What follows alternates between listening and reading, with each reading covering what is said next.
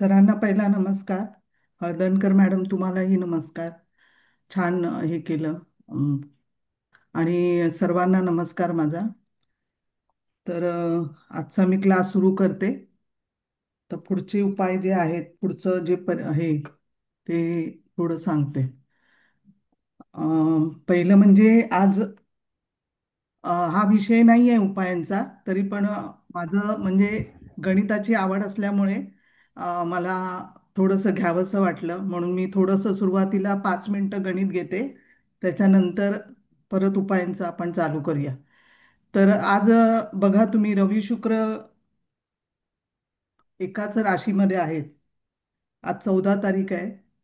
शुक्र आहे 27 अंश, रवी आहे 6 अंशाचा. आता ही युती कधी होईल हे गणिताने कसं काढाल, कसं काढू शकता का? युती कधी होईल? आणि अशी गणितं शिकली तर जास्त चांगलं आहे. शास्त्रीची गणितं जरा आपल्याला अशी फायद्याची होत नाहीत.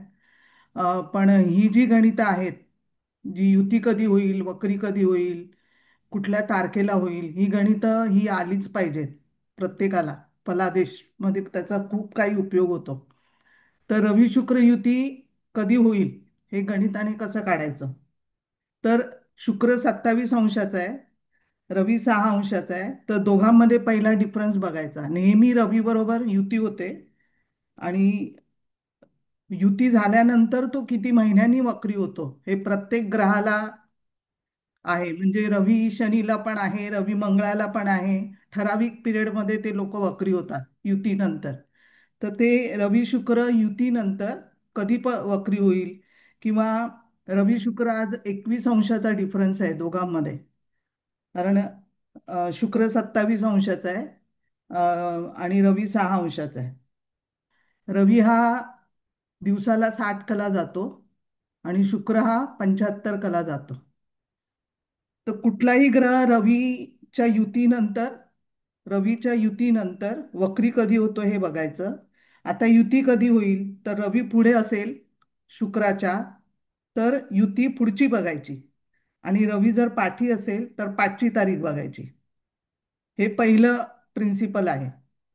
नंतर दुसरं आहे की रवी 60 कला जातो, शुक्र 75 कला जातो. तर दोघांमध्ये डिफरन्स आहे 15 कलेचा. तर 15 कला शुक्र नेहमी पुढे असतो रवीच्या. 4 दिवसामध्ये तो 1 अंश डिस्टन्स कमी करेल. 4 दिवसामध्ये 1 अंश तो डिस्टन्स कमी कमी करेल. आता रवी शुक्रामध्ये 21 अंशाचा डिफरन्स आहे. तर पहिलं म्हणजे 21 × 4 करायचे. 4 दिवसामध्ये तो 1 अंश डिफरन्स हे करेल, डिस्टन्स कमी होईल. म्हणून त्या काय करायचं, 21 × 4 करायचे. तर किती होतात? 84. 84. 84. म्हणजे 84 दिवसानंतर त्याची युती होईल आजपासून. किंवा दुसरं पद्धत अशी आहे, दुसरी पद्धत, आपण 21 अंशाचा डिफरन्स बघितला, 21 × 60, त्याच्या 21 अंशाच्या पहिल्या कला करून घ्यायच्या. तर 21 × 60 किती होतात?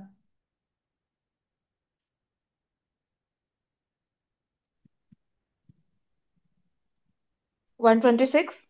1260. बरोबर. आता 1260, जो 15 अंशाचा दोघांमध्ये रवी शुक्राचा डिफरन्स जो आहे, तो 1260 डिवायडेड बाय 15 करा. किती होतात?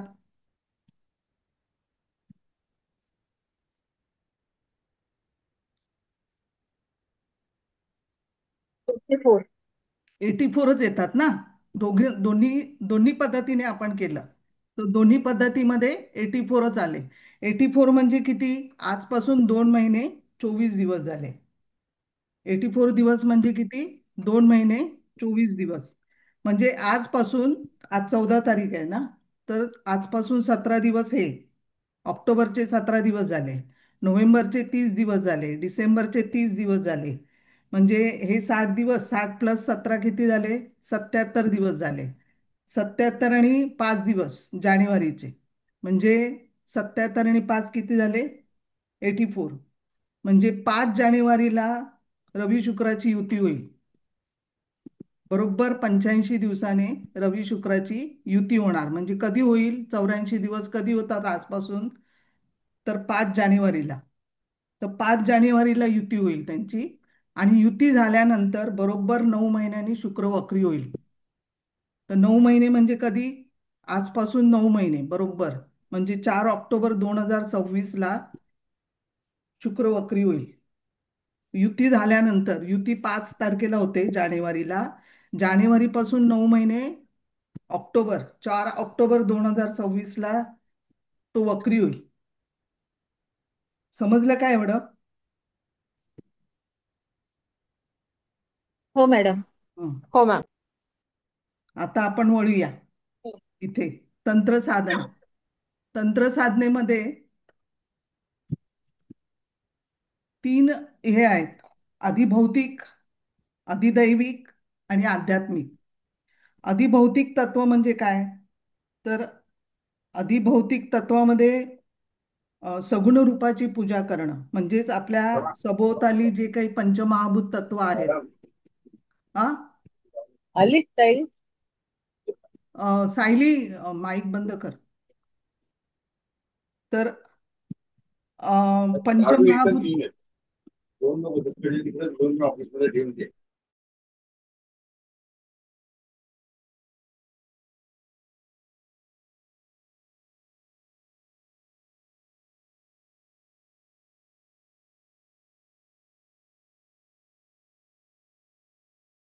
मॅडम पण म्यूट झाल्या.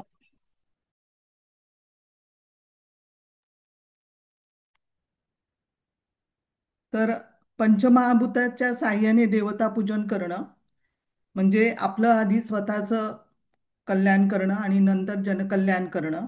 पृथ्वी हे पहिलं तत्व आहे. त्या पृथ्वी तत्वामध्ये आसन एका जागी ठेवायचं, नित्य उपासना करायची. आणि त्या मॅडम मोठा तुमचा गेला होता व्हॉल्यूम.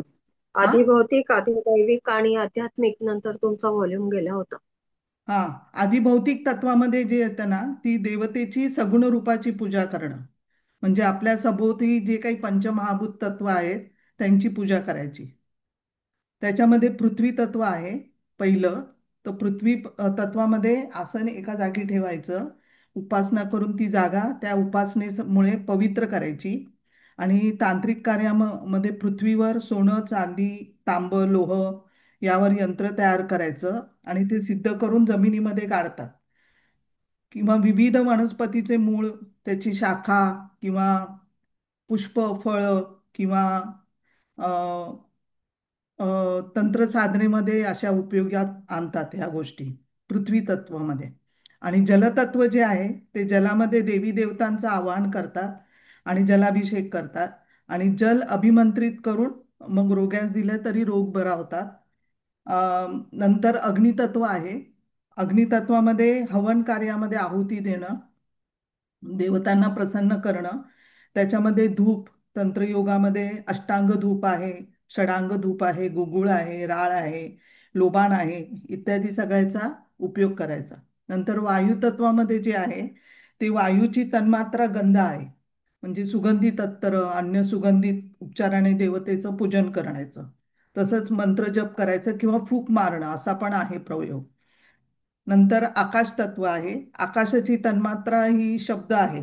शब्द म्हणजे ध्वनी, तुमचे सहस्त्रनाम, स्तोत्र, तुमची कवच, स्तुती करणं किंवा जप, पठण, प्रार्थना ही आकाश तत्वाची साधन आहे.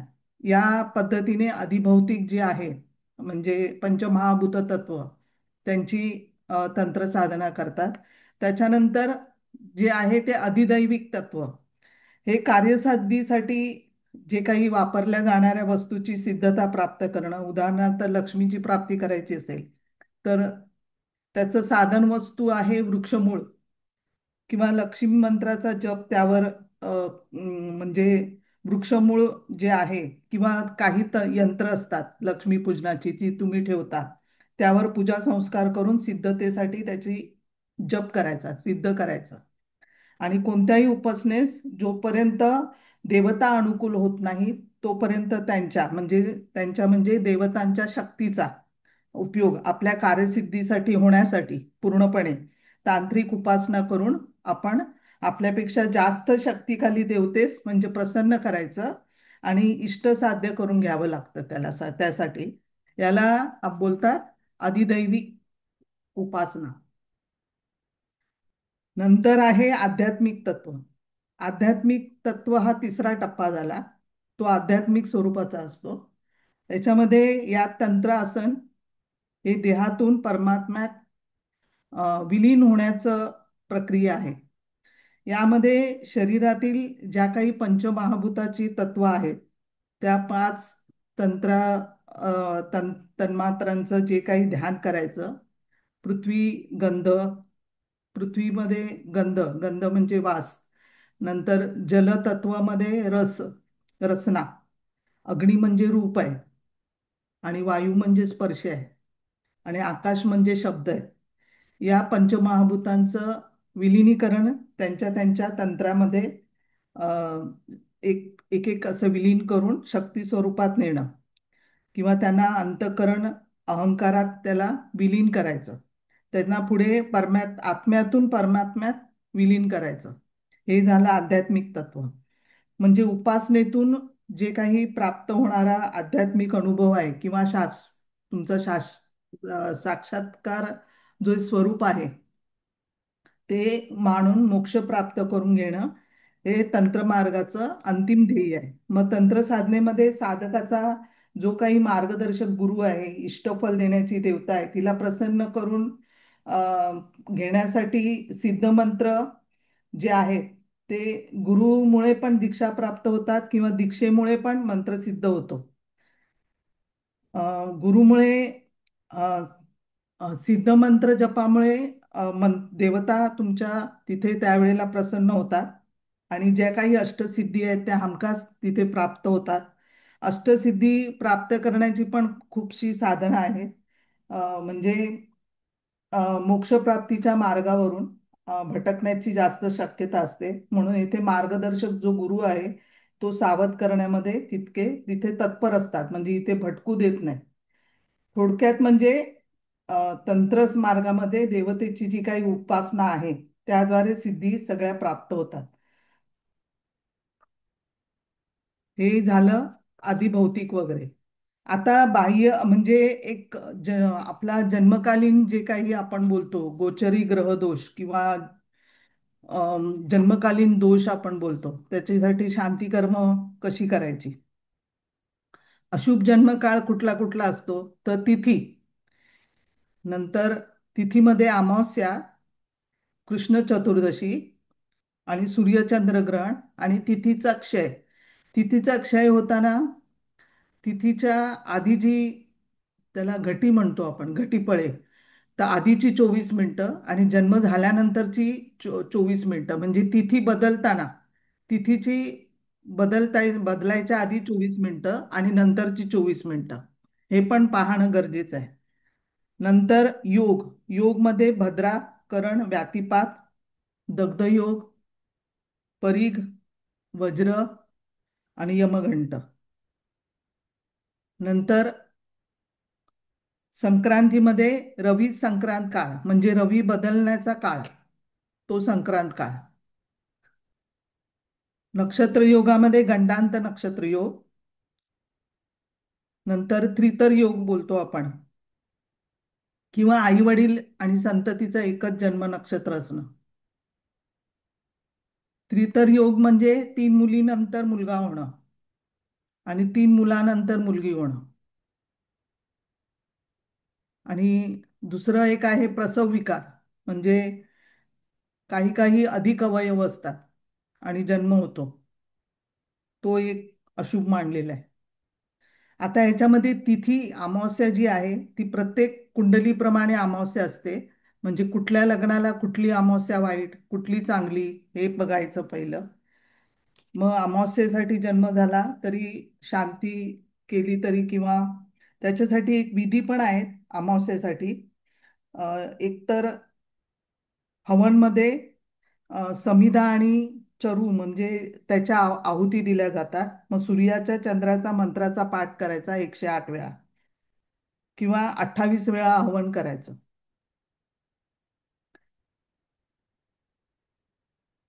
नंतर ब्राह्मण भोजन, दक्षिणा दान करायची. प्रतिमा जी पूजन करायची ती सूर्य आणि चंद्राची प्रतिमा. त्याच्यामध्ये काही घ्या, सोनं चांदी तांब यांची मूर्ती प्रतिमा.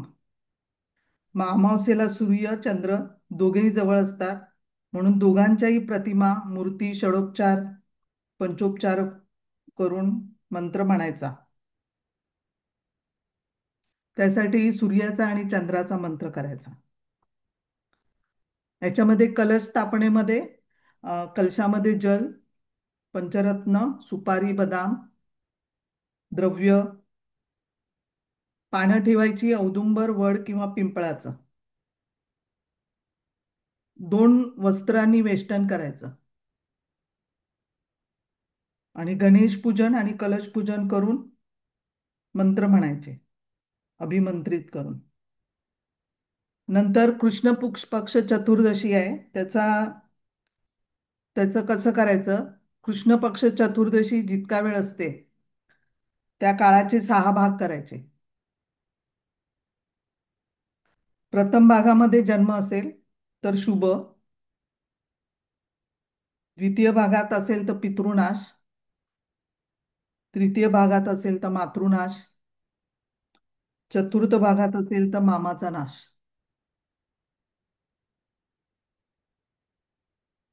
पंचभागामध्ये कुळनाश, षष्ठ भागामध्ये स्वतःचा आणि धननाश. ह्याची शांती जरा लवकर करायची. कशी करायची? कलश पहिलं स्थापन करायचं. इमं मे वरुण म्हणायचं, तत्वयाणी या मंत्राने जप करून त्वम नो अग्ने मंत्र जप करायचं. आग्नेय कोपऱ्यामध्ये कलश स्थापना करायची.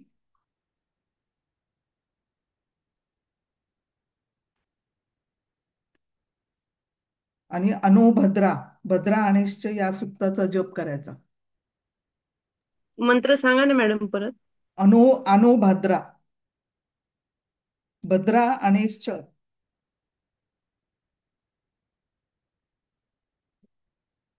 नंतर अभिषेक करायचा. शिवप्रतिमा घ्यायची आणि रुद्राने अभिषेक करायचा. नवग्रह पूजन करायचं. हवनमध्ये समिधा, पिंपळ, पळस, खैर आणि तूप, भात, तीळ, तूप, भात आणि तीळ याचं हवन करायचं.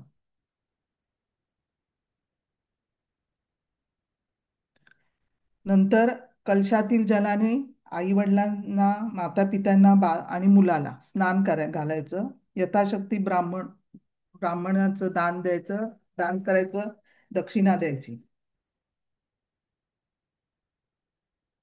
दुसरं, सूर्यचंद्र ग्रहण जन्म झाला समजा ग्रहणात, तर तिथे व्याधी होतात, कष्ट, अपमृत्यू.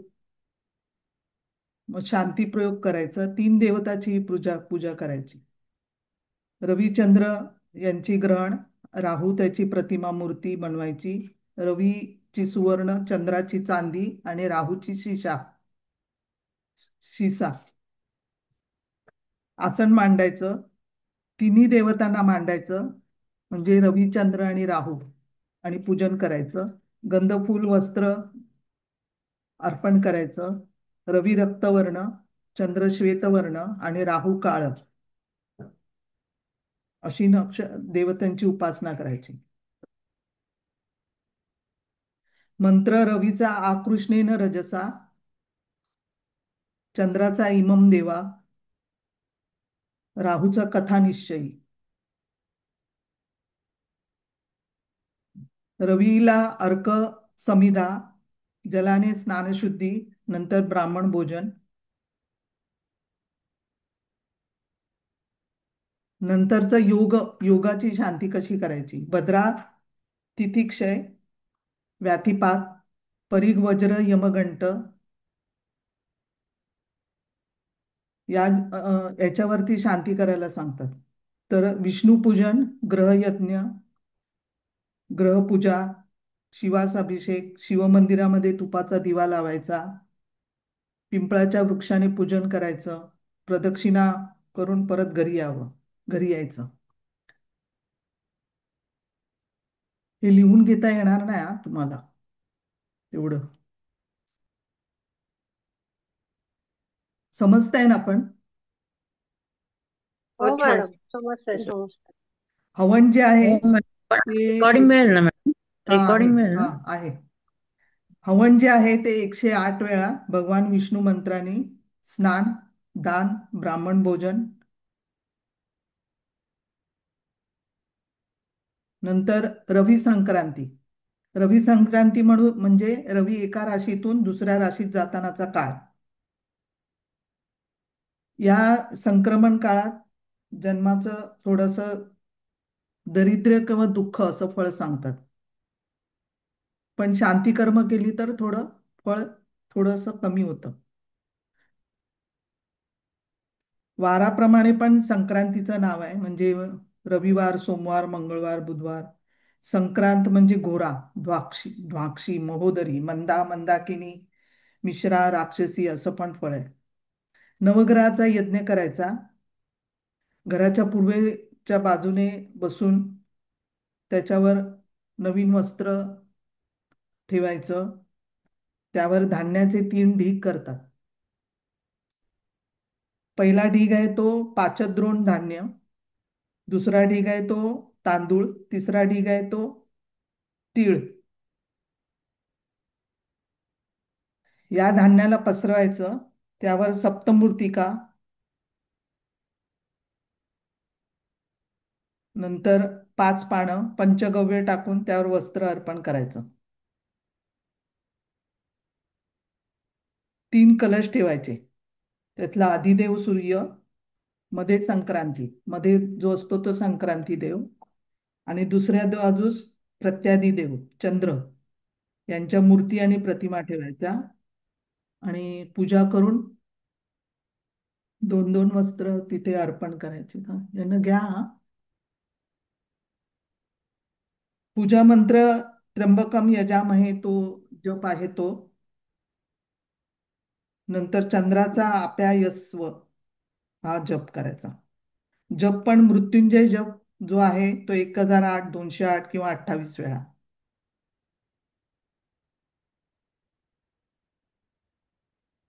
नक्षत्र योग जो आहे गंडांत जन्मयोग.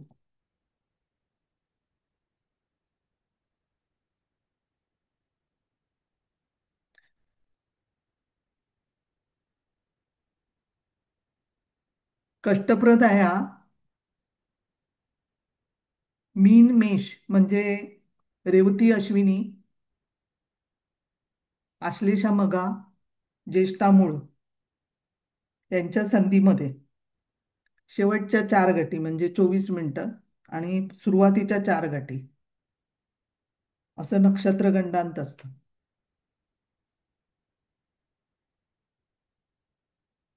तिथी गंडांत म्हणजे पूर्णा तिथी, नंदा तिथीचा प्रारंभ, पूर्ण तिथी गंडांत समजतात त्याला. 5वी तिथी, 10वी तिथी आणि 15वी तिथी. 5, 10, 15.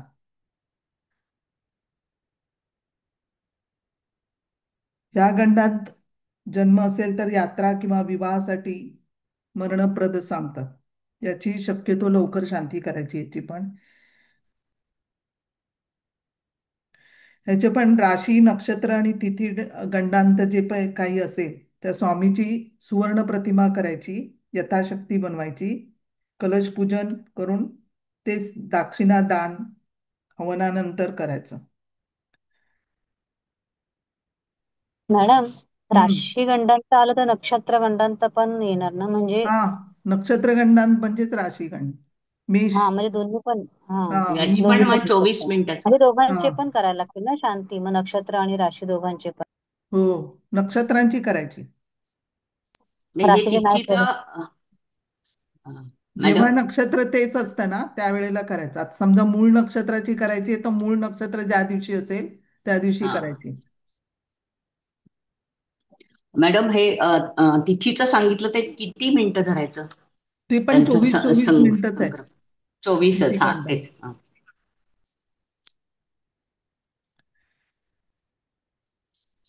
तिथिगंडामध्ये वृषभदान, वृषभ म्हणजे बैलाचं दान म्हणतात. नक्षत्रगंडांमध्ये गोदान आणि राशीगंडांतमध्ये पूर्व भागात जन्म असेल तर वडिलांसोबत, द्वितीय भागात जन्म असेल तर आईसोबत म्हणजे अभिषेक करायचा मुलाला घेऊन. समान नक्षत्र पण चांगली नाही.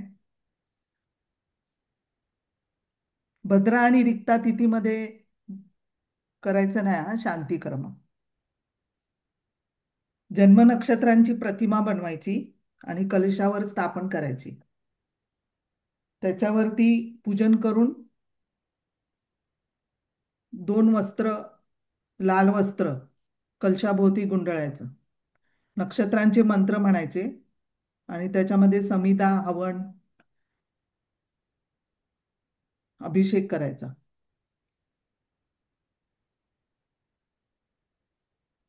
ज्येष्ठ आणि मूळ नक्षत्राची शांती जरा करायची. त्याच्यानंतर त्रितर योग, 3 मुलीनंतरचा जन्म वगैरे, तेच धान्याचा तांदूळ म्हणजे 4 ढीग, त्यावर 4 कलश स्थापना, त्याच्यावर जल, नंतर 5 पानं ताम्हणात ठेवून त्याच्यावर 4 प्रतिमा, त्याच्यामध्ये ब्रह्मा, विष्णू, शंकर आणि इंद्र यांची पूजा करायची ब्राह्मणाकडून. 4 रुद्र सूक्त आणि सगळे शांती सुक्त.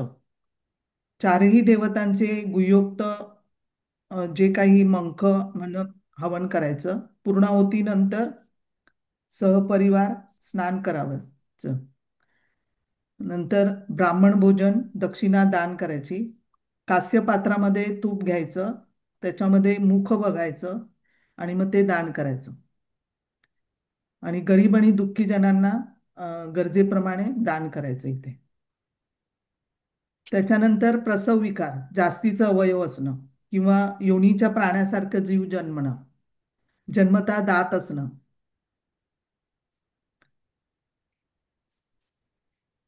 किंवा मुलीला स्त्रीला 14व्या किंवा 16व्या वर्षी अपत्य होणं. याच्यामध्ये सिंह राशीमध्ये सूर्य असेल तेव्हा गाईला आणि मकर राशीत सूर्य असेल तर म्हैस.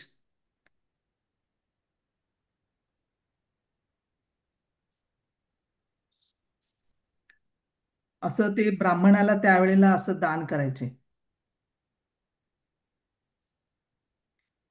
ह्याच्यामध्ये 4 देवता आहेत, त्या ब्रह्म, विष्णू, शंकर, महेश यांचं पूजन, जप, हवन करायचं आणि दान दक्षिणा द्यायची.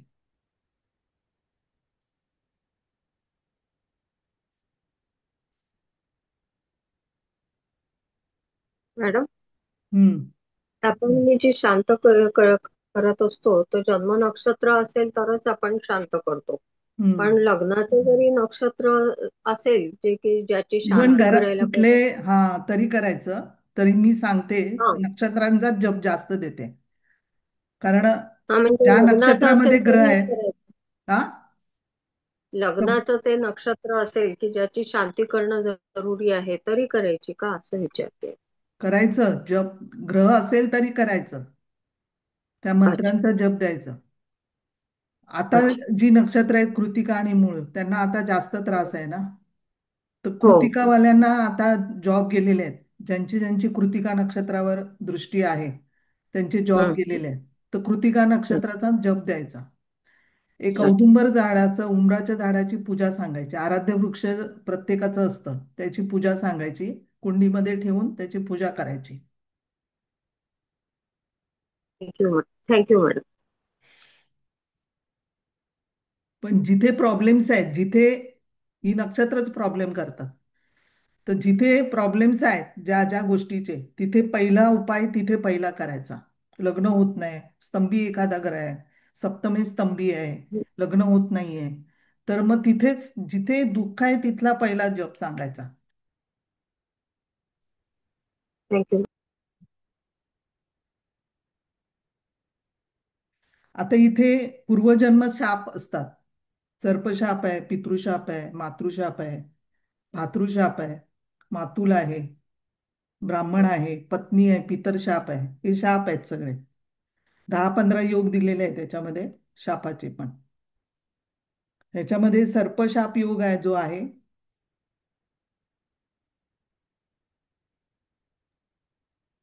मॅडम हम्म, विचारू का? हा, आता समजा नोकरीचा प्रॉब्लेम असेल तर हम्म, अषष्ठामध्ये किंवा दशमामध्ये 3 नक्षत्र पडतात, हम्म, आहे ना? हम्म. तर मग कुठल्या नक्षत्राची उपासना केली पाहिजे? जी दशा लागली आहे आणि जिथे शनीची दृष्टी आहे, हा जे नक्षत्र सांगितली आहेत शिकवताना, त्या नक्षत्रांचे जप जास्त सांगायचे. तिथे जर जॉब नसेल वगैरे तर. आणि हा दशेला लागून ते ऍक्टिव्ह होतं नक्षत्र. मग तिथे आणि शनीची दृष्टी, तेव्हा गोचर बघायचं, लावायचं. आणि त्या दशेला आणि गोचर दोन्ही एकत्र लागतं तेव्हा प्रॉब्लेम्स येतात. अच्छा, थँक्यू मॅडम.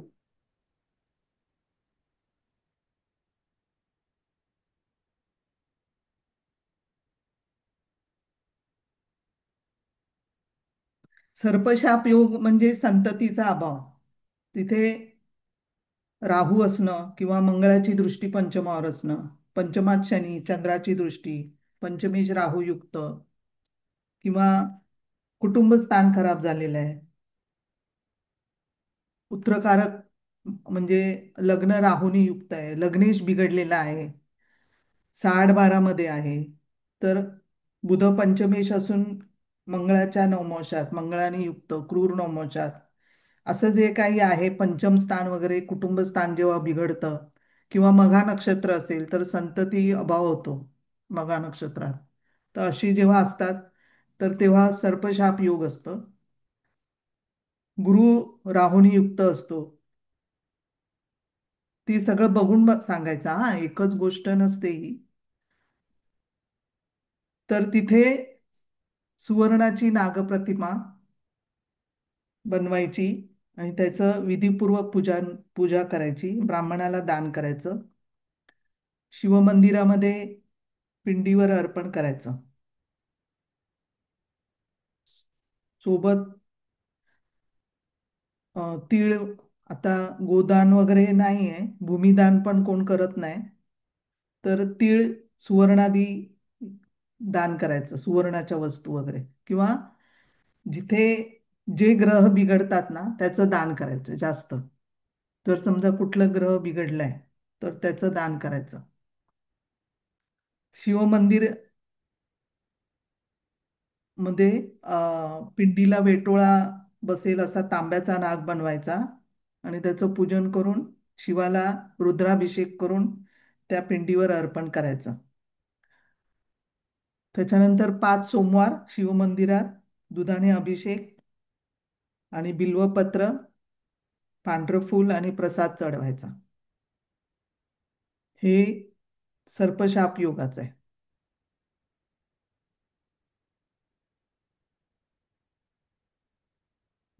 नंतर पितृशाप.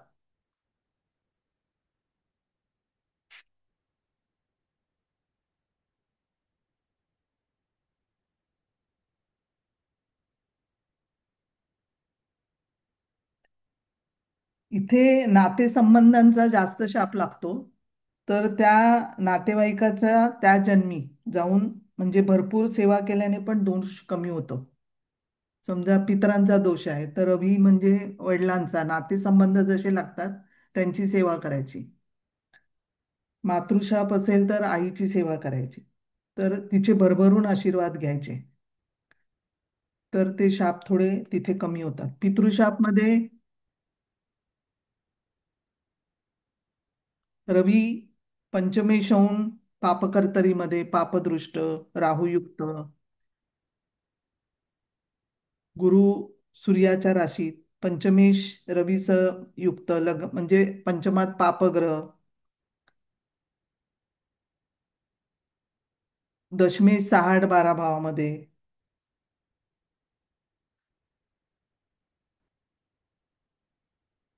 लग्नेश पापग्रह युक्त,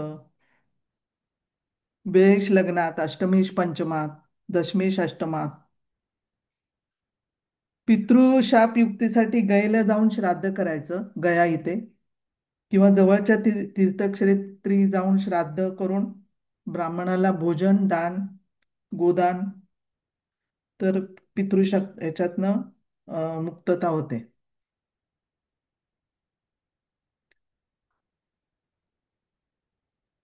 मातृशापमध्ये चंद्र नीचेचा, पंचमात नीच चंद्र, लाभात शनी, पंचमावर दृष्टी, चतुर्थात पापग्रह, चंद्र बिघडलाय, पापमध्यात आहे, चतुर्थात राहू आहे, पंचमात शनी आहे, चंद्र सप्तमात आहे, अष्टमेश पंचमात, पंचमेश अष्टमात, चंद्र 12.5 कर्क लग्न, कर्क रास खराब आहे, मंगळ राहू. तर हे मातृशाप जे आहे, रामेश्वरम तिथे जाऊन समुद्र स्नान करायचं, 1.25 लक्ष गायत्री जप, ग्रहांचं दान आणि सांगता करायची दक्षिणा देऊन, तर मातृशाप मुक्त होईल. नंतर भातृशाप, भावाचा शाप, तृतीयेश राहू मंगळ, मंगळ राहू युक्त, मंगळ राहू तृतीय स्थानामध्ये एक भाऊ जातो, किंवा एक बहीण विधवा होते, किंवा एका भावंडाची जबाबदारी येते. तर हे मंगळ राहू युतीमध्ये प्रॉपर्टीचे पण प्रॉब्लेम्स असतात. तर तिथे अपत्यहानी किंवा शापाने, भावाच्या शापाने, अष्टमात वगैरे असेल तर भावाच्या शापाने अपत्यहानी होणे. मंगळ शनी तृतीयेश पंचमात, लग्न तृतीय तिन्ही पापग्रहामध्ये असेल, तृतीयेश अष्टमात,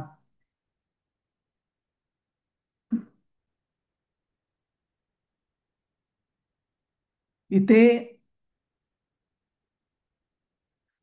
हरिवंश ग्रंथाचं श्रवण करायचं, चांद्रायण व्रत करायचं,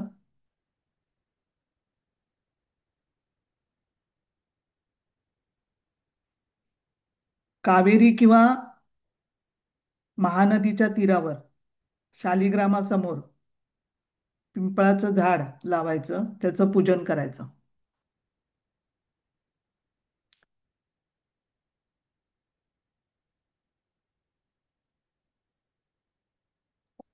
मॅडम, चंद्राला अष्टमाचा दोष लागत नाही म्हणतात ना, मग तो दोष कधी धरावा? चंद्र अष्टमात असेल तर. मग तो अष्टमाचा दोष लागत नाही असं मी ऐकलं, तर मग ते चंद्राला धरावा काय? अष्टमाचा दोष लागत नाही. हा, जर चंद्र अष्टमात असेल तर त्याला दोष लागत नाही असं म्हणतात. तू किती मग पद्धतीने बिघडलाय ते बघा. तिथी पण बघायची त्यासाठी, कुठे अमावस्या जवळचा आहे का, तिथी पण, तिथी महत्वाची आहे चंद्राला. अच्छा, त्याच्या दृष्टी नक्षत्र वगैरे ते पण बघावं सगळं लागेल ना? बघायचं, तर चंद्र नुसता नाही, सगळं नक्षत्र सगळं बघायचं. कुठल्या राशीत आहे, अग्निराशीत आहे का, चंद्राला अग्निराशी मानवत नाहीत तेवढ्या, आणि 6.12 आहे तर त्रासदायक आहे. निचेचा आहे, वृश्चिकेचा चंद्र आहे, चंद्र राहूने केतुनी युक्त आहे. बरं, कंजंक्शन, अति कंजंक्शन मध्ये असेल एकदम डॉट, तर तिथे त्रासदायक आहे. जरा दूर असेल तर थोडा कमी त्रास आहे. चंद्राच्या पुढचा ग्रह कुठला, मागचा कुठला, चंद्राच्या पुढे गुरु चांगला, चंद्राच्या पुढे शनी, मागे शनी बरोबर नाही, हे सगळं बघायचं. मागचे पुढचे ग्रह पण बघायचे. चंद्र कोणाकडे जाणार आहे, अमावस्येकडे झुकणारा आहे, चंद्र राहूकडे जाणार आहे, केतूकडे जाणार आहे, कुठे जाणार आहे. चंद्र स्पीडी ग्रह आहे ना, कोणाला जाऊन भेटणार आणि कोणाला भेटून आलेला आहे तो, हे सगळं बघायचं. Sir, okay, thank you madam. मिस चंद्र चंद्र की राशि में कर्क में रहेगा तो कहाँ पे है स्थान, उसको अच्छा होना चाहिए ना. अष्टम स्थान में। अष्टमात आहे चंद्र, कर्केचा आहे, मग तो आश्लेषामध्ये आहे का, नक्षत्र बघायचं. हाँ, आणि मग तो आश्लेषा जाऊन, हा, मग तो जाऊन नवमांशामध्ये किती पद्धतीने खराब झालेला आहे. ते ओके प्रत्येक ग्रह जाऊन नवमांशात चेक करायचा, कुठे बिघडलाय, ओके कुठला ग्रह जास्त बिघडलाय. ओके आता चंद्र कधी कधी इथे बिघडलेला थोडासा वाटतो, पण नवमांशामध्ये पूर्ण बिघडलेला आहे, तर मग तो पूर्णच बिघडलाय. चंद्राला नेहमी ओके बघा. चंद्राला बघणं गरजेचं आहे फार. कारण तुम्ही मॅच मेकिंग करता तेव्हा चंद्राला जर बघितलं नाही तर मानसिक स्थिती त्या माणसाची चांगली नसते आणि तुम्ही हो म्हणता हे चालेल पत्रिका, पण तो सायको निघतो किंवा बायको सायको निघते. कधी कधी चंद्र म्हणजे पत्नीची पण भूमिका करते, कधी कधी पत्नीच सायको निघते, असं पण होतं. मॅडम हा एक विचार तर का? तर चंद्र किती बिघडलं आहे ते पहिलं बघा. तिथी पण बघा त्याला कुठली मिळाली आहे. मिस नवमाउस में कौन सा अच्छा मतलब सूर्य नवमांशामध्ये चंद्र के क्रूर साथ है। ग्रहामध्ये कुठलाही ग्रह चांगला नाही, शनी अच्छा मंगळाच्या ग्रहात. अच्छा सूर्य चंद्र साथ में रहेगा तो भी अच्छा नहीं। सूर्य चंद्र रहेगा तो चलेगा, लेकिन कौन से राशि नवमाउस में में वो देखो. मकर राशि में। हा, मग पापांशात गेला तो. अच्छा हम्म. क्रूर राशीमध्ये नको, शनीच्या राशीत नको. शनीच्या स्थान कुठलं आहे त्याला स्थान आवडणारं पाहिजे. उत्तरेची साईड चांगली थंड आहे, दक्षिणेची साईड गरम आहे, दशम स्थान वगैरे गरम आहे. मग ते ये कुठली चौथे साईड त्याला स्थान में है। आवडते ते पण बघा. चौथे स्थान में है। चौथ्या स्थानात चांगला आहे. ओ- इथे अं, मॅडम एक विचारू का? हा चंद्रायन व्रत सांगितलंय का आधी? कारण माझं मागचे 2 लेक्चर बुडली आहेत म्हणून. चांद्रायन व्रत त्याला तुम्ही सांगितलं ना? हो हो, त्याचं चांद्रयान व्रत. काही त्याची काही माहिती मिळू शकते का? म्हणजे काही चंद्राची पूजा किंवा काय चंद्राची त्याची पूजा प्रणाली? करायची. चांद्रायन व्रत म्हणजे ज्या दिवशी चंद्र फुल मून असतो त्यावेळेला हा, तुम्ही दूध पौर्णिमेला. हा आणि दहीची हे तांदळाची खीर दाखवायची आणि तो पहिला भाग हा. गाईला द्यायचा, दुसरा भाग आपण खायचा, घरामध्ये सगळ्यांनी ओके. खायचा. पण त्याची किरणं, चंद्राची किरणं त्या खिरीवरती पडली पाहिजे. पूर्वी आपल्या घरी ओके. नेहमी आई तांदळाची खीर करायची, आत्ताच बनत नाही ती कुठे. हम्म. पण पूर्वीच्या खरंय. ह्याच्यामध्ये आपण नेहमी हम्म. पौर्णिमेला खायचो, संकष्टीला पौर्णिमेला. ते चंद्राची तांदळाची खीर चांगली खाल्लेली. ओके. थँक्यू. पण मॅडम तांदळाची खीर फक्त आपण श्राद्ध पक्षाला करतो ना?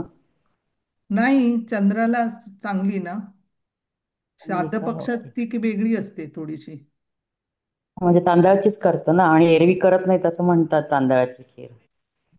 हो काय, मला नाही माहिती हे. नाही, आपल्या ह्याच्यात आहे, पण साऊथ मध्ये प्रत्येक नैवेद्याला तांदळाची खीर तांदळाची करतात. खीर प्रत्येक आपल्याकडे नैवेद्यात आपण असते. फक्त हा, म्हणजे एरवी प्रत्येक नैवेद्याला चालत नाही असं नाही. म्हणतात, फक्त श्राद्ध पक्षाला त्यांच्याकडे करतो म्हणून. तांदळाची खीर तर पहिली असते आणि पौर्णिमेला तर हा, करतातच तांदळाची खीर. साऊथ मध्ये. हो. आता तांदूळाला लक्ष्मी म्हणतात त्यांच्याकडे. हा, लक्ष्मीला नैवेद्य दाखवतात तांदूळाच्या खिरीचा हम्म. साऊथ मध्ये.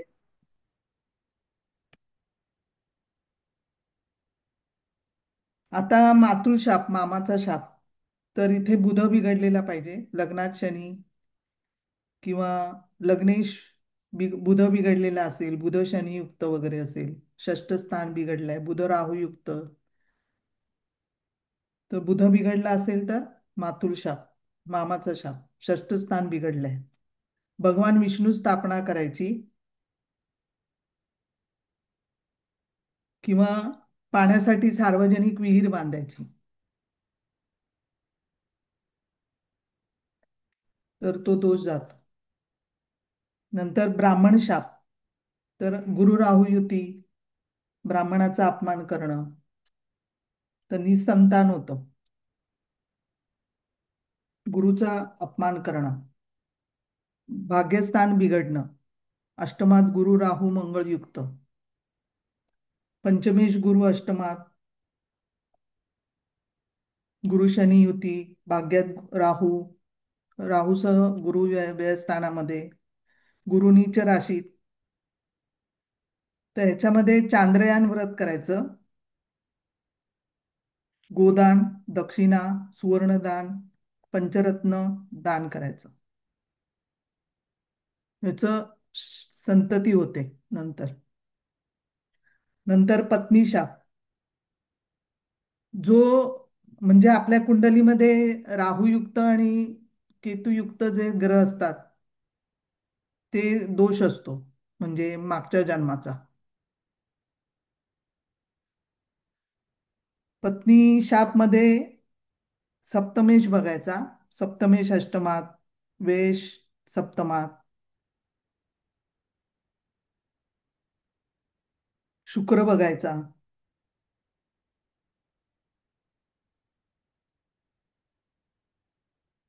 ह्याच्यामध्ये सुवर्णाची लक्ष्मीनारायणाची मूर्ती, शय्याभूषण आणि दाम्पत्याला दान करायचं वस्त्र किंवा एखाद्या सुवासिनीला जेवायला बोलवायचं.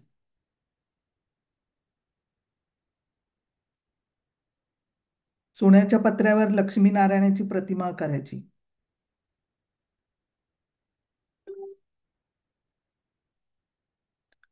किंवा मग ते दान करायची. पण कर्ज काढून कधी दान करू नका. दानामध्ये आहे फळ खूप. दानाचं पण सांगते तुम्हाला नंतर. नंतर पितर प्रेतशाप योग. मृत पितरांचं श्राद्ध नाही केलं तर त्यांना सद्गती नाही मिळाली किंवा त्यांच्या शापाने जन्मी ते संततीचा अभाव वगैरे होतो.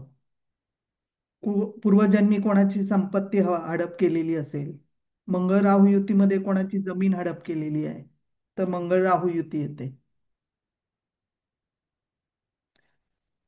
किंवा दुःखात कोणीतरी जीव दिलाय तर त्याच्या शापाने होतं. गर्भपात झालाय आणि पुढील जन्मी निसंतान योग पण होतो. गर्भपात केला तरी आपल्या कुंडलीमध्ये दिसतं. आईने गर्भपात केला तरी दिसतं आपल्या कुंडलीत. ते स्थान खराब होतं. पंचमामध्ये रवी शनी युती, गुरु राहू प्रेतशाप योग, शनी मृत्यूभावात,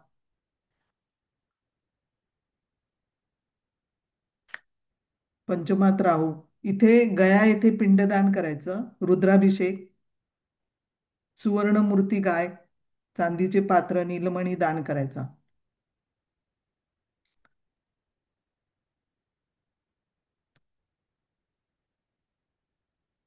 ब्राह्मणाला यथाशक्ती दान करायचं. ग्रह दोषाने अनपत्य योग झालाय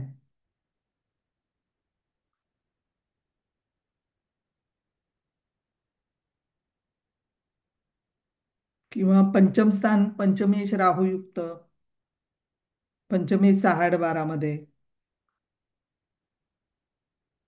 इथे प्रत्येक ग्रहासाठी वेगळं शांती कर्म आहे. जसं रवी भगवान विष्णूची आराधना, गुरु चंद्र असेल तर संतान गोपाल मंत्र, मंगळ शनीला षडग शतरुद्रीय जप, बुध गुरुला शंकराचे पूजन किंवा रुद्राभिषेक, राहू केतूला कन्यादान किंवा सुवर्णदान. हरिवंश पुराण जे आहे ते वाचायचं, श्रवण करायचं. मॅडम कन्यादान म्हणजे काय करायचं? कन्यादान मुलीला आपण कन्यादान करतो ना विवाह झाल्यानंतर, ते सगळ्यात चांगलं दान आहे बोलतात ना. विवाहानंतर दान करतो ना कन्या आपण, हो. ते सगळ्यात चांगलं दान आहे.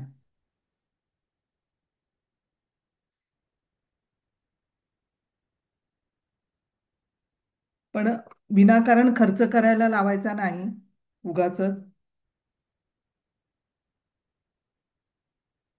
आणि निराशेने केलं तर देवावरचा आणि ज्योतिषशास्त्रावरचा असं लुटलं कोणाला तर तो दोष आपल्याला पण लागतो आणि आपलं तर फलित होतच नाही. आपल्या मुलाबाळांना पण त्रास होतो कोणाला. कारण ज्योतिष हे असं शास्त्र आहे की लुटण्यासाठी आणि घर चालवायसाठी हे शास्त्र नाही आहे. ह्याचे पैसे घरामध्ये कधीच लागणार नाही. तर त्यासाठी हे ज्योतिषशास्त्र नाहीच आहे. फक्त ज्योतिषशास्त्र हे लोकांच्या कल्याणासाठीच आहे आणि जेवढी तुमच्या मेहनतीचे आहेत तेवढेच घ्या. बाकी उगीच लुबाडायचं, ते पैसे अजिबात टिकणार नाहीत. ते ह्या मार्गाने घ्याल त्या मार्गाने जाणार. तर जितकं लोकांच्या सेवेसाठी, एकतर लोक त्रासलेले असतात आणि त्रासाने आपल्या जवळ येतात आणि त्यांना काहीतरी आशा असते तेव्हा ते येतात. तर ती जे काही असतं, आपल्याला थोडंसं असं वाटतं की उपाय दरवेळेला मागतात, तर ते उपाय अगदी मनापासून तुम्ही द्या, अगदी पॉझिटिव्हिटीने द्या त्यांना जग, की असं मनात इच्छा आणा की जी समोरची व्यक्ती आली आहे की ती माझ्यामुळे किंवा परमेश्वराच्या कृपेमुळे किंवा माझ्या हातून चांगलं तिचं होऊ दे, अशी एकदम पॉझिटिव्हिटी आपली त्याच्यापर्यंत पोचवा. तर ती नक्की पॉझिटिव्ह होणार, त्याच्यापर्यंत ती पोचतेच पोचते. तर फक्त लुटायचं नाही कोणाला, कारण हे पैसे नाही राहत. कालसर्पाचं जे आहे,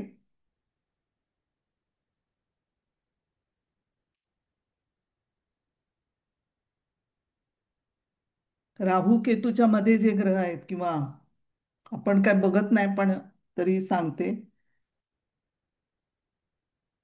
ते कालसर्प योग होतो. फक्त सांगते तुम्हाला, 1 आणि 7 मध्ये असेल तर त्याला अनंत कालसर्प योग म्हणतात. 1 आणि 7 मध्ये. तर तिथे व्यावहारिक पातळीवर यश किंवा वैवाहिक जीवनात अडचणी येतात. 2 आणि 8 मध्ये कुलिक योग होतो, तिथे आर्थिक विवंचना आणि अनारोग्य. 3 आणि 9 मध्ये वासुकी. मॅडम स्थान की राशी? स्थान सांगते, हा स्थान. 3 आणि 9 म्हणजे समोरासमोरची राहू केतू, तिथे वासुकी नावाचा कालसर्प योग आहे. तिचे भावांपासून त्रास, व्यवसाय नोकरीमध्ये चिंता.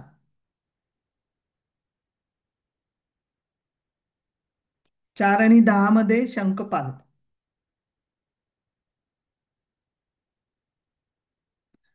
इथे कार्यक्षेत्रामध्ये बदल होणे किंवा अनवरस संतान. 5 आणि 11 मध्ये पद्मयोग, इथे संततीचा अभाव, भूतबाधा किंवा आजार. 6-12 मध्ये महापद्म, अनेक शत्रू किंवा रोगाचा प्रभाव, नोकरीचे प्रॉब्लेम्स. 7 आणि 1 मॅडम मध्ये 6-12चं नाव सांगा ना. महापद्म, ओके. पदम, महापदम, पद्म, पदलम. 7 आणि 1 मध्ये तक्षक, वैवाहिक जीवन अस्तव्यस्त, व्यसनाधीनता. 8 आणि 2 मध्ये कर्कोटक, दुष्टाची संगत किंवा शीघ्रकोपी किंवा अनेक शत्रू, अर्थार्जन कमी. 9 आणि 3 मध्ये शंखचूड,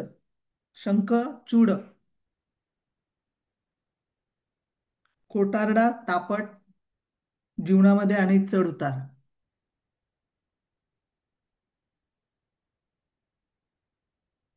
10 आणि 4 मध्ये घटक, कोर्ट कचेरी,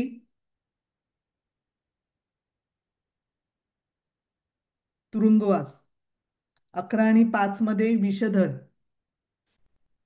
संततीपासून त्रास किंवा दगदग, ताण.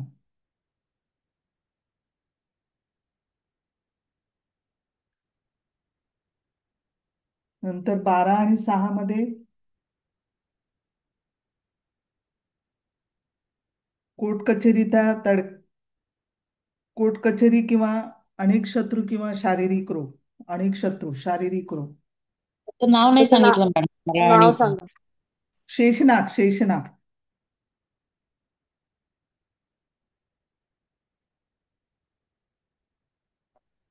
मॅडम हे सिंगल राहू केतू असताना का शेजारी आणि काही ग्रह वगैरे असले तरी? समोरासमोरचे राहू केतू सांगितले.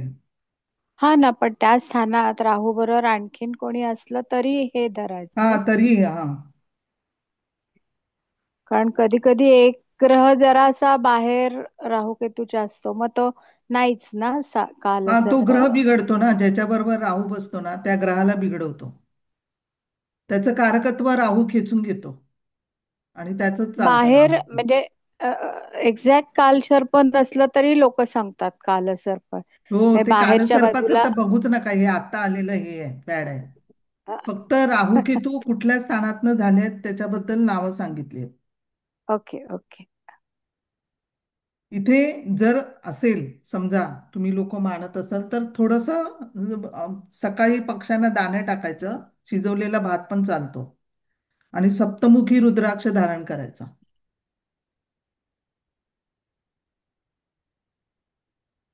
देवघरामध्ये बटुक भैरव यंत्र ठेवून पूजा करायची. चांदीचा नाग बनवायचा, त्याच्यावर डोक्यावर त्याच्या गोमेद, शेपटीमध्ये लसुनिया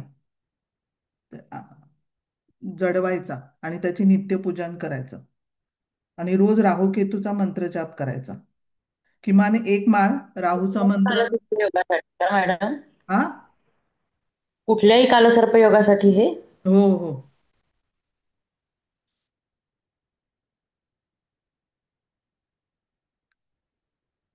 ओम राम रावे नमा आणि केतूचा मंत्र ओम केतवे नमा.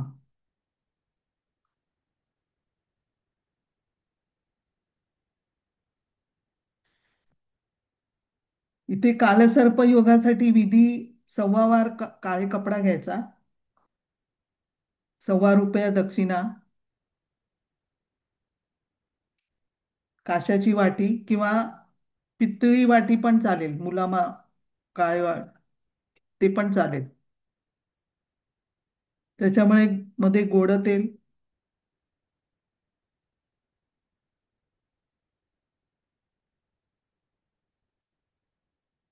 नंतर काळ्या कापडाची घडी करायची, त्याच्यावर वाटी ठेवायची, त्याच्यामध्ये तेल ओतायचं, वाटीच्या बाजूला ₹1.25 दक्षिणा ठेवायचा.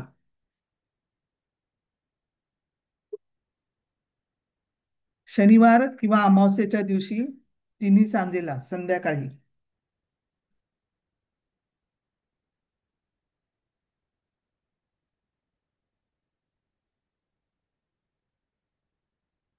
विधी असा करायचा की वाटीमध्ये चेहरा बघायचा,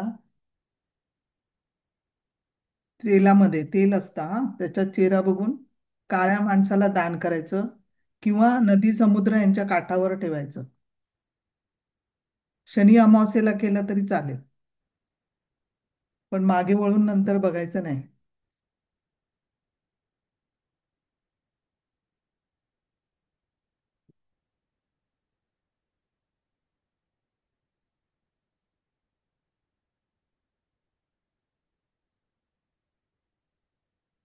नवरात्रीमध्ये एक करतात,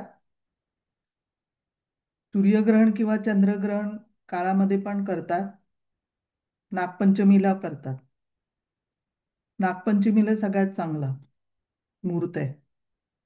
नंतर प्रत्येक पक्षामध्ये शुक्ल आणि कृष्ण पक्षामध्ये पंचमीला करायचं.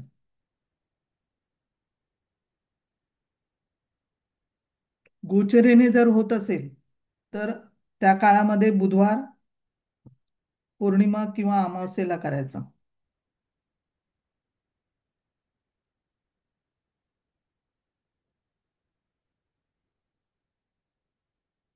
इथे नारायण नागबली आणि कालसर्प हे त्र्यंबकेश्वरला, नाशिक येथे करतात किंवा कुठल्याही तीर्थक्षेत्री.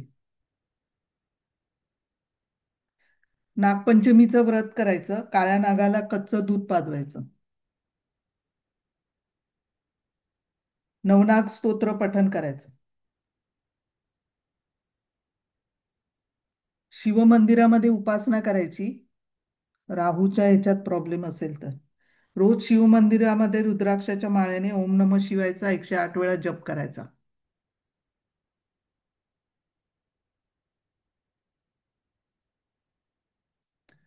शिवमंदिरामध्ये पिंडीला वेटोळा घालून बसलेला असेल असा फणा असलेला तांब्याचा नाग शिवाला अर्पण करून दुधाने लघुरुद्र करायचं किंवा ब्राह्मणाकडून करून घ्यायचं.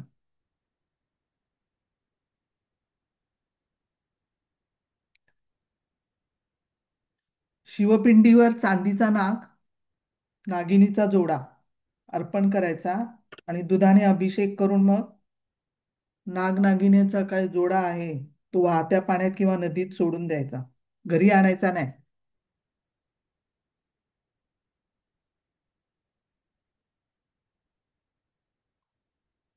नागपंचमीला कालसर्प योग जो आहे तो यंत्रपिंडीवर ठेवून दुधाचा अभिषेक करायचा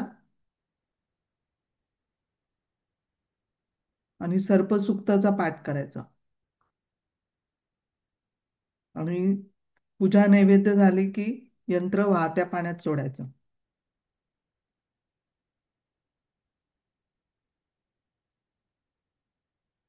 राहूचा मंत्र रोज एक माळ असं 72,000 आणि केतूचा 72,000 जप एकूण. आणि नाग गायत्री मंत्र आहे तो लिहून घ्या. नाग गायत्री मंत्र ओम नवकुलाय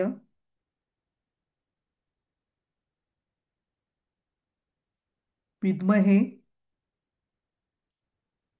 विषदंताय धीमहि तन्नो सर्प प्रचोदयात.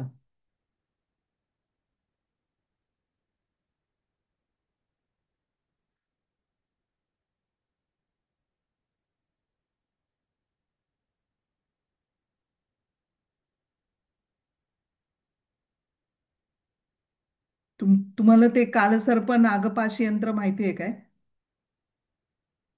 ते लिहून घ्या बाप, कुठेतरी मिळेल बघा. नागपाश यंत्र कालसर्प, ते नागपाश यंत्र सप्तधातूचं बनवायचं. नसेल तर मी फोटो पाठवीन तुम्हाला. त्याला पाठीमागे लाल किंवा पिवळं मखमलीचं कापड लावून त्याच्यावर लाल फ्रेम करायची, त्याचं नित्य दर्शन करायचं. त्याच्यावर दुर्वा, पिंपळ, आंबा किंवा अशोकाची पानं त्याच्याने जल शिंपडायचं, पूजा करायची,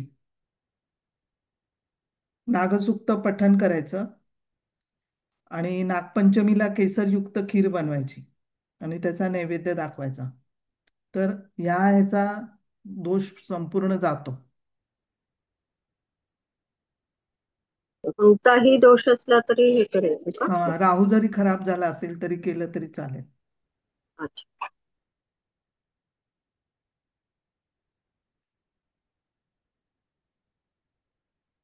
किंवा बुधवारी रुईच्या पानावर दूध, अर्काचं दूध, काळे तीळ मुख्य प्रवेशद्वारावर दोन्ही बाजूला ठेवायचं आणि 7 बुधवार करायचं, तर दोष कमी होतात. कुठलं दूध म्हणलात तुम्ही मॅडम? त्याचंच दूध, राईचं, रुईच्या म्हणजे पानातनं चीक येतो, पानाचं चीक येतो चीक तो. येतो हा तेच. किंवा दुसरं आहे, प्रत्येक बुधवारी काळ्या वस्त्रात उडीद, मूग मुठभर टाकायचे आणि राहूचा मंत्र जप करायचा आणि भिकाऱ्याला द्यायचं, पैसे द्यायचे. भिकारी जर नाही सापडला तर मग पाण्यात सोडायचं. तिसरं असं आहे की पळसाचं लाल फूल गोमूत्रात कुटायचं आणि सावलीत सुकवायचं. पळसाचं लाल फूल गोमूत्रामध्ये कुटायचं, सावलीत सुकवायचं आणि वाळल्यावर त्याची भुकटी होते पावडर, ती रोज स्नान करताना 2 चमचे पाण्यामध्ये टाकायचं. असं 72 दिवस स्नान करायचं. कालसर्पयोग नष्ट, जो काही राहूचा दोष आहे तो नष्ट होतो.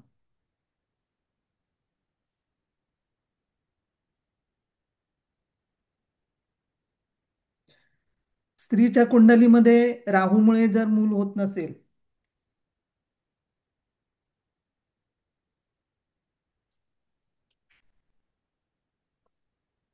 तर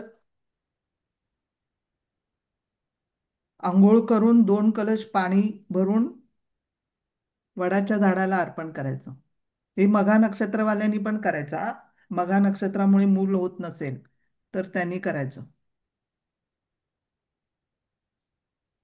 मासिक पाळीचे 4 दिवस सोडायचे. 108 प्रदक्षिणा रोज करायच्या. अशा वर्षभरामध्ये 28,000 प्रदक्षिणा पूर्ण झाल्या की ब्राह्मणाकडून त्याची सांगता, म्हणजे प्रत्येकाची एक सांगता असते, केल्यानंतर ती करायची. इथे तो दोष नाहीसा होईल.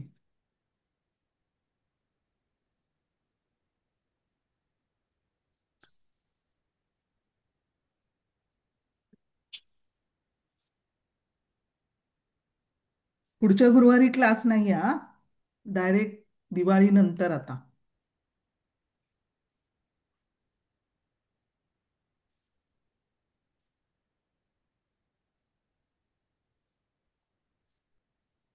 तर 10 मिनिटं राहिली ना.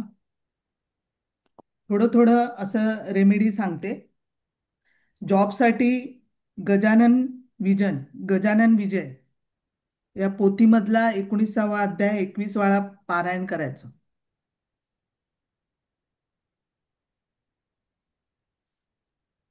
म्हणजे रोज वाचायचा का? हा, 21 वेळा प्रत्येक दिवशी. 21 वेळा म्हणजे तुम्ही 7 दिवसामध्ये 3 वेळा करू शकता, किंवा 1 वेळा वाचून 21 दिवस पूर्ण करा. खंड पडायचा नाही पण. आणि प्रत्येकाचं उद्यापन असतं, ते करायचं. ब्राह्मणाला उद्यापन असं आहे की ब्राह्मणाला भोजन, त्याच्यामध्ये कांदा आणि पिठलं भाकरीचा समावेश पाहिजे. गुरुवारी सुरुवात करायची.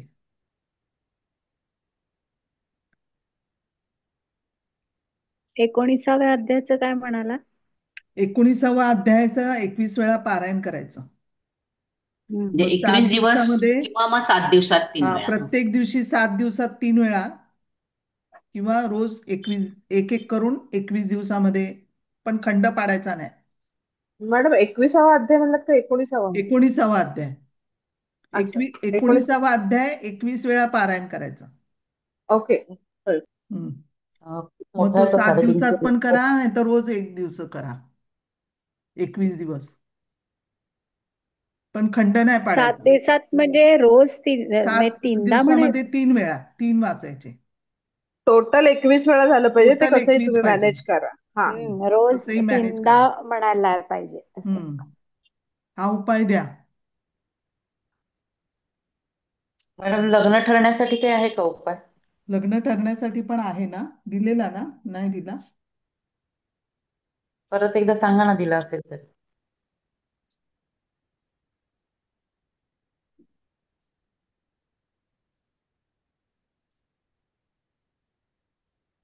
पण ब्राह्मण पाहिजे का जेवायला?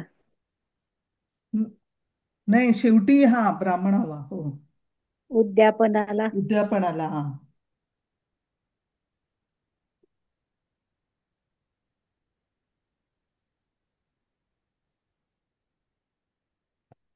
आता विवाहाची जेव्हा बोलणी असते तेव्हा मनाप्रमाणे बोलणी होण्यासाठी जाताना मंत्र म्हणायचा.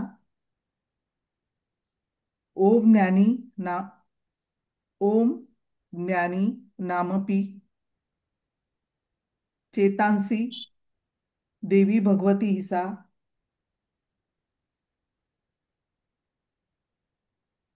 बलादा कृष्ण मोहाया महामाया प्रयच्छती.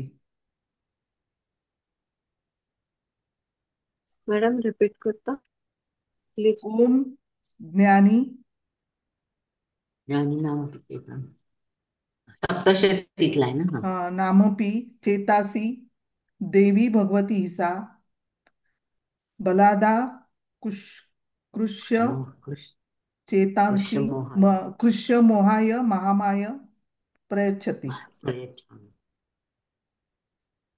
आणि ज्यांचा विवाह होत नाही त्यांनी नवनाथ भक्तिसारचा 28वा अध्याय दररोज संध्याकाळी 7 नंतर वाचायचा. कुठला, कशाचा 28वा अध्याय? नवनाथ भक्तिसारचा 28वा अध्याय संध्याकाळी 7 नंतर वाचायचा. हा उपाय मॅडम म्हणजे आता मुलगा किंवा मुलगी त्यांच्या आईनी वगैरे दोन्ही. केला तरी चालेल? मुलं काय करणार नाहीत. नाही करत, हा तेच ना.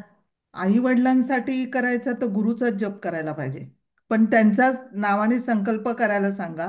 संकल्प करताना हा. बोलायचं आणि पाणी सोडायचं आणि मग त्यांच्या नावाने संकल्प करून चालू करायचा. 6 महिन्याच्या आत विवाह झाला पाहिजे. कितीदा वाचायचं हे पण? रोज एकदा. रोज एक वेळा. होत आणि नाही किती तोपर्यंत, काळ असं? विवाह होत नाही तोपर्यंत. ओके. हा म्हणजे विवाह ठरेपर्यंत. लग्न ठरेपर्यंत करायचं. हम्म. पण संकल्प करू ना. हम्म. दुसरे आणखीन देते मी विवाहासाठी, आहेत माझ्याकडे. दुसरं आणखी हे आहे की आपण मनी प्लॅन्ट लावतो ना, ते मनी प्लॅन्ट लावताना वरून खाली पडलं नाही पाहिजे, वर जाणार पाहिजे, ग्रोथ पाहिजे त्याला. पाण्यामध्ये ब्ल्यू बॉटलमध्ये लावायचं किंवा त्याच्यामध्ये सिल्वर कॉईन टाकायचं. नॉर्थमध्ये ठेवायची किंवा आग्नेयला ठेवायचं नाही. पाण्यामध्ये नाही ठेवायचं ते. हे इथे कशासाठी फायनान्स मॅडम? हा कशासाठी उपाय? उपाय नाही आहे हा. मनी प्लॅन्ट ठेवायचा हा, कसा हा. तो सांगते. फायनान्स किंवा ऑपॉर्च्युनिटी चांगली येते. ग्रीन बॉटलमध्ये ईस्टमध्ये ठेवायचं. सोशल ऍक्टिव्हिटीसाठी चांगलं आहे. जिथे देवारा आहे नॉर्थ ईस्टला, तिथे हेल्थ चांगली होईल. साऊथ ईस्टला फक्त पाण्यात ठेवायचं नाही, मातीत ठेवायचं. मातीत चालेल. हा, हा, तेच कॉपर विचारायचं. कॉईन पी टाकायची तत्व पण आहे ना. तिकडे. हा. तिकडे टाकताना आग्नेयला टाकताना पण मग कॉपर कॉईन कुंडीमध्ये टाका. पण आपण हा कॉपर कॉईन, कुंडीत हा कॉपर कॉईन कुंडीत टाकताना ठेवायची. Copper coin. हा, तर तिथे ठेवली तर लिक्विड कॅश चांगली होईल. कुठे आणि ठेवलं मॅडम तर जमलं मॅडम? तर आग्नेयला ठेवताना रेड पॉट घ्या. ओके. आणि मॅडम मातीत ब्ल्यू पण बॉटल कुठे कॉपर सांगितलं? घालायचं? ब्ल्यू बॉटल तिकडे नॉर्थ ईस्टला सांगितले, नॉर्थमध्ये.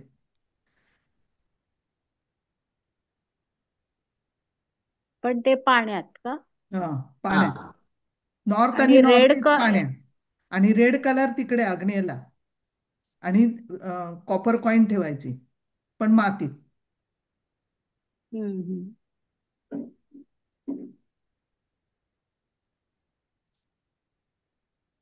इथे हिलिंग आणि इंटेन्शनसाठी रात्री ग्लासमध्ये पाणी घ्यायचं, त्याच्यामध्ये गोल्ड रिंग टाका किंवा चांदीची रिंग पण चालेल आणि घराच्या मंदिरामध्ये तिथे ठेवायचं.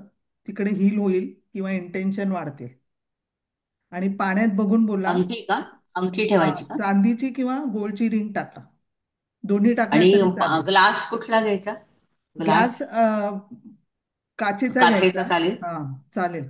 ओके. त्याच्यामध्ये दोन्ही रिंग टाका आणि नॉर्थ देवघरात ईस्टला ठेवायचं. ठेवा. हा, देवघरामध्ये. आणि तिथे हिल पाणी होईल आणि इंटेन्शन पण वाढेल. आणि पाण्यात बघून बोलायचं की माझ्या घरामध्ये सुखशांती राहू दे, सर्वांचं आयुष्य चांगलं राहू दे, भरभराट होऊ दे, आणि पाणी प्यायचं. किंवा ते पाणी जेवणामध्ये मिक्स करायचं आणि फक्त गरम पाण्या जेवणामध्ये मिसळायचं नाही, थंड गोष्टीमध्ये मिसळायचं.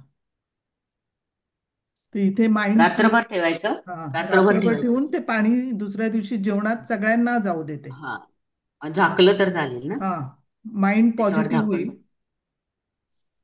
आणि जे काही इथे मंगळ जो आहे, चंद्र आहे, इथे चांदी म्हणजे सूर्य आहे, त्याला डायरेक्शन मिळेल. नंतर झाडं लावताना तुम्हाला जर झाडं लावायची आहे तर ईस्टला साग हम्म. आहे, नंतर वेस्टला अर्जुन आहे, नॉर्थला जांभळाच्या बिया ठेवा. नॉर्थ ईस्टला. नॉर्थला देवदार आहे, नॉर्थ ईस्टला जांभळाच्या बिया आहेत. साऊथला फणस आहे, साऊथ वेस्टला फणस आहे. जर बाहेर लावायची तर आतमधली सांगते झाडं. त्याच्यानंतर उत्तर झालं. वायव्येला साग आहे. पामचं ईस्टला झाड काय हा, ईस्टला साग आहे. ईस्ट वायव्येला कुठलं वायव्येला साग आहे.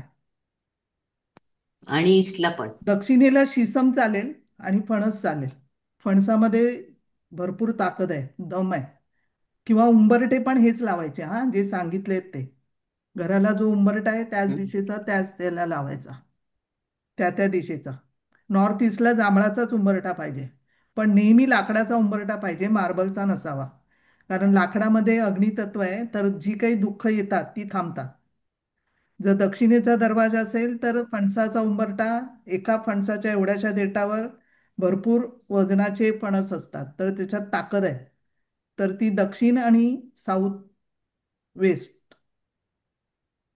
तिकडे ती लावायची. घरात लावायला पाम झाड एक चांगलं आहे, तिथे फॅमिली लाईफसाठी चांगलं आहे. बेलसाठी पर्पल ऑर्चिड असतं, ऑर्चिडची फुलं पर्पल, ती लावायची. ती ऑर्चिड माहिती आहे काय तुम्हाला?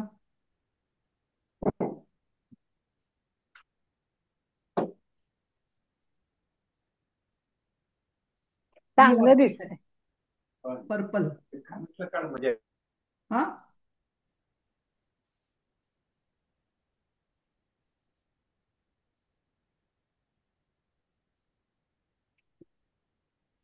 नंतर जेड प्लॅनेट आहे, ते करिअर आणि प्रोग्रेससाठी. बर्ड ऑफ पॅराडाईज आहे, ते ऑरेंज ऑर्चिड वालच दाखवायला घ्यायचं. आणलं होतं ना आता तुम्ही, हा, पर्पल ऑर्चिड? काय? पर्पल ऑर्चिड आता दाखवायला आणलं होतं ना? हा, दाखवलं ना तुम्हाला आता. नाही ना, तुमचा कॅमेरा ऑफ झाला होता तो. नाही, कॅमेरा मध्ये कोणी बोललं की मग त्यांचं जातं ते असं होतं. हा हा, तेच ना. नाही दिसलं आम्हाला.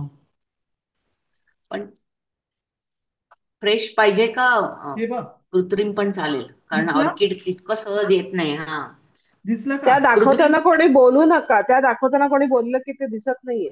दिसतं हा, आता? कॅमेरा नाही दिसत आहे मॅडम. दिसत नाही? अरे, मी दिसतंय दिसते काय? मॅडम, दिसतंय. दिसलं का? दिसतंय मॅडम. दिसतंय ना? हा, हे पर्पल ऑर्चिड आहे.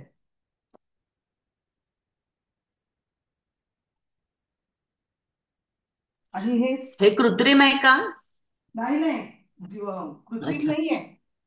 नाही, आणि तेच हे जे म्हणजे आहे ना, रिअलच पाहिजे. हा. हा जिवंत, हा हम्म. कृत्रिम नको. हा, हे जे आहे ना, बर हे बर. हे दिसतंय. हो. ह्याचं नाव काय? ह्याचं आहे स्नेक प्लांट. हे हे साऊथला लावायचं, हे हेल्थसाठी चांगलं आहे. कुठलं प्लांट? हे स्नेक प्लांट आहे. स्नेक. Okay okay. हा, हे कुठे लावायचं मॅडम? हे साऊथ,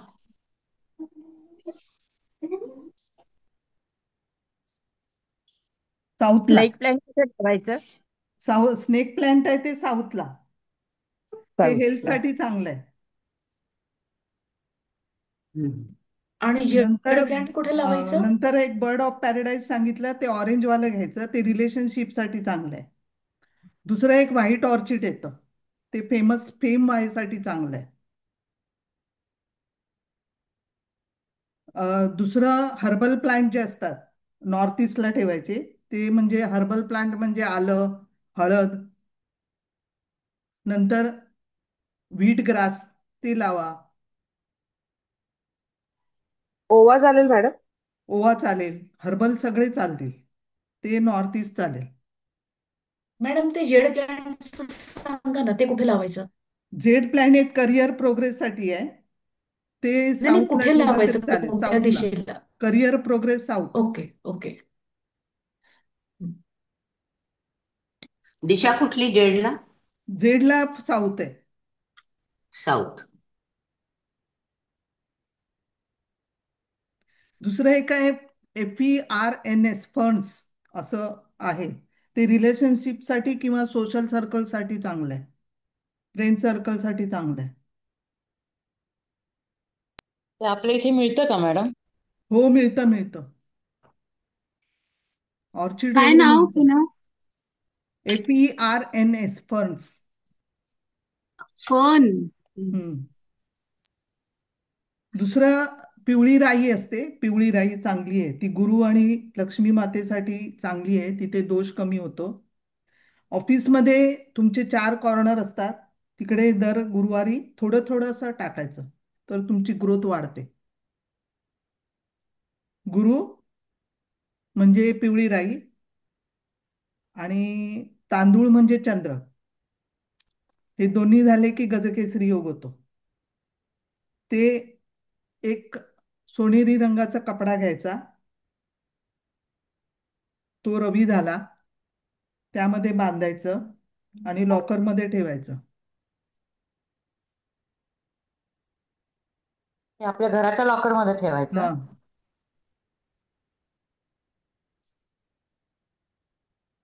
आणि ऑफिसमध्ये काय सांगितलं? ऑफिसमध्ये 4ही दिशेला असे दर गुरुवारी थोडं थोडंसं टाकायचं, असं 4 दिशेला. राई, तांदूळ. राई आणि तांदूळ दोन्ही टाकायचे ना मॅडम? राई आणि ऑफिसमध्ये फक्त पिवळी राई टाका, आणि राई आणि तांदूळ सांगितले ते घराच्या लॉकरमध्ये सोनेरी कपड्यामध्ये ठेवायचं. ते पण गुरुवारी का? हा, ते पण गुरुवारी. हा.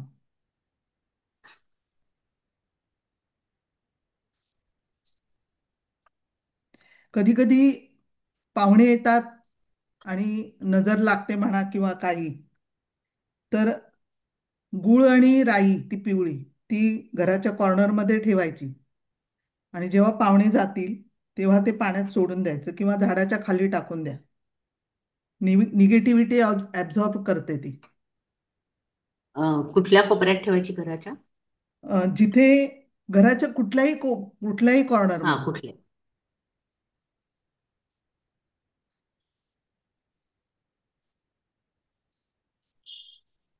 कुठला पितृदोष असेल किंवा काम होत नसेल तर तीच पिवळी राई घ्यायची,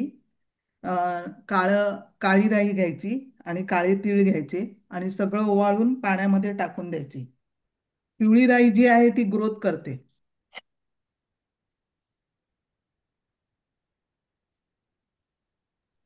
मॅडम, आपली समजा काहीतरी घराचे प्रॉपर्टीची काही कामं अडकलेली असतील, समजा होत नसतील, त्याच्यासाठी आहे का काही उपाय? प्रॉपर्टीची कामं होत नसेल तर ते एक सांगितलं ना, प्रॉपर्टी विकत नसेल तर. नाही, विकायचं नाही. समजा आपलं समजा कम्प्लिशन सर्टिफिकेट वगैरे मिळत नाहीये किंवा काही आर्किटेक्ट लवकर लवकर करत नाहीये, अशा वेळेला काय आहे का काही? त्याच्यासाठी मंगळाचंच हे करायचं, जप. मंगळाचा जप करायचा. प्रॉपर्टीची कामं असेल रिडेव्हलपमेंट तर साठी मंगळाचा पण. जप. मॅडम, रिडेव्हलपमेंट मध्ये खूप लोक इन्व्हॉल्ड असतात, तर त्याच्यासाठी काही उपाय आहे का? सुरळीत रिडेव्हलपमेंट मध्ये सगळं. होत नसेल काम तर मंगळाचाच जप करायचा. हा हा, म्हणजे वास्तूच. हा. हा.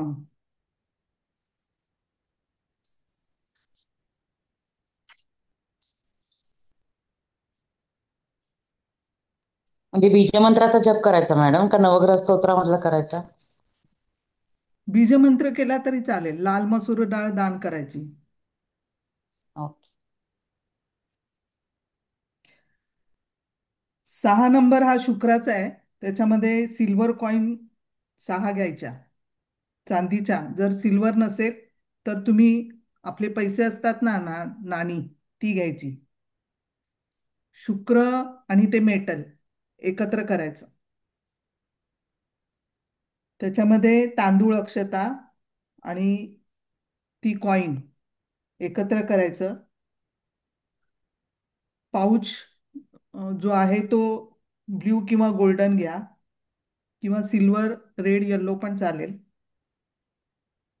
त्याच्यामध्ये वेल्थ, जी पैसे आहे ते अट्रॅक्ट करेल, आणि जवळ ठेवायचं. काय काय ठेवायचं मॅडम, परत एकदा सांगा ना. 6 कॉइन्स आणि 6 कॉईन आपल्या पैसे नॉर्मल. हा. तांदूळ, अक्षता ज्या असतात त्या एकत्र करायच्या, आणि जो पाऊच असतो आपला तो गोल्डन, सिल्वर किंवा रेड, येल्लो घ्यायचा. तर तिथे वेल्थ अट्रॅक्ट करते.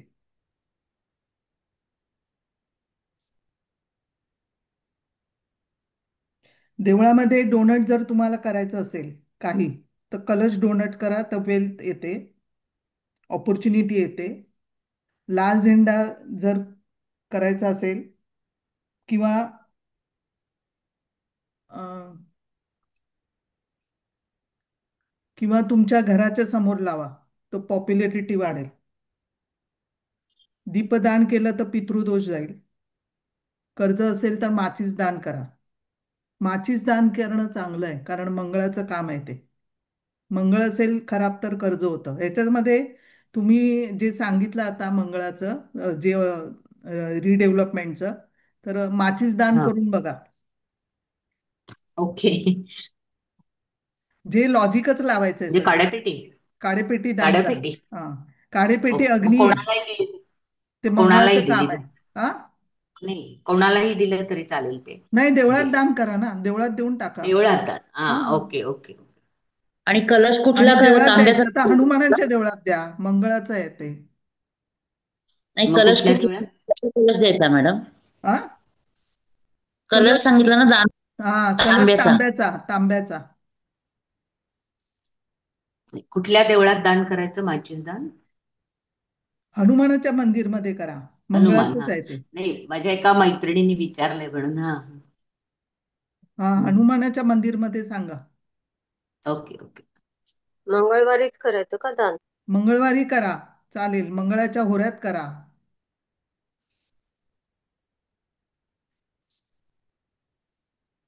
कापूरदान म्हणजे मूल मूल होत नसेल तर, रिप्रोडक्ट नसेल तर कापूरदान करा. ओके.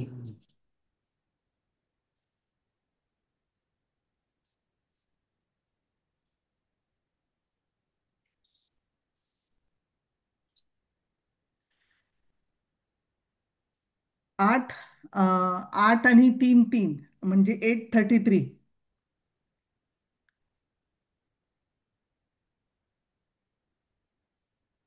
हा नंबर जो आहे तो हिरव्या पेनने रात्री लिहा. एंजल नंबर आहे हा. तर काही कामं अडकलेली असेल, 2 महिने लिहा एका वहीच्या पानावरती हिरव्या पेनाने, रोज लिहायचं. रोज रात्री लिहायचं, एकदाच लिहायचं? हा, एकदा लिहा. म्हणजे 833. 833. याच्यामध्ये मुकुट पण दान केलं ना, छत्र जे असतं मुकुट, ते पण दान हा केलं हा तरी हा. फायनान्शियल स्थिती चांगली होईल. ऑर्गनायझेशन जे असतं ते ठीक होईल सगळं. 9 10 झाले, बाकीचं सांगते नंतर. आहेत छोटे छोटे. मॅडम हा थँक्यू मॅडम. 833 नंबर किती हा, लिहायचा? हम्म, 833 नंबर किती वेळा लिहायचा असतो? तो 1 पेज लिहा रोज रात्री. असं किती? इंग्लिश मध्ये लिहायचं का मराठीत? 833 इंग्लिश मध्ये लिहा. आणि कोऱ्या कागदावर का रेखा नाही, आखलेल्या पण चालेल? रेगोट्या असलेल्या कागदावर चालेल. हा. किती दिवस लिहायचं मॅडम? हे 2 महिने 2 लिहायचे. महिने. पण कधी कधी आहे ना, तुमच्या ज्या इच्छा असतात ना, त्या एका कागदावरती लिहा. मला या महिन्यात एवढे पैसे मिळायला हवं, हे काम व्हायला पाहिजे, आणि ती घडी करून पॉकेटमध्ये ठेवा आणि एकदम पॉझिटिव्हिटी आणा. तर याच्यामध्ये माझं एक म्हणजे इच्छा आहेत सगळ्या, त्या लिहून ठेवायच्या. बघा होतात का. ते पण हिरव्या पेनने लिहायचं? हिरव्या पेनने लिहा, हिरवा पेन म्हणजे बुध आहे. हा. आणि 833 नंबर कोणत्या शाईने लिहायचा मॅडम? हिरव्याच पेनने लिहायचंय. पेनने.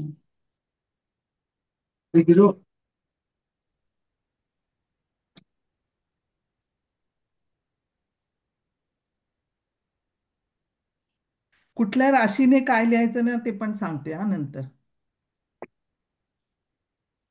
ठीक आहे, हा चालेल. Thank you madam. थँक्यू. हो मॅडम, खूप छान थँक्यू. झालं madam. Thank you thank you. Madam. Thank you.